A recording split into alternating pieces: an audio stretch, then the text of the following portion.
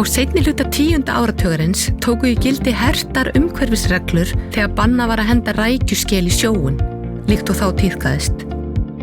Við rækjuvinnslunni blöstu því 2 kostir, að urða skelina eða að finna leiðir til að nýta hana.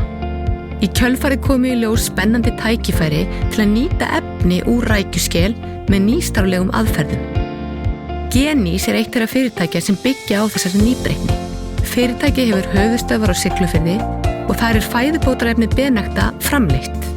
Benekta ætlað fólki á öllum aldri þar sem kítanfásykrur úr rækjuskel hafa breiðvirk áhrif og stuðla að virkara og orkuríkara lífi og oft talað Benekta áhrifin.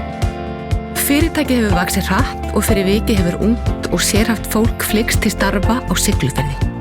Þessar mundir stendur Genís fyrir fjölbreyttum rannsóknum á efnum úr rækjuskel, til dæmis við bólgum, tíðaverkjum og til beinastyrkingar. Nesringurinn, Helgafell, Esjan, Súlur, Fimmvörðuháls, þetta til í allt.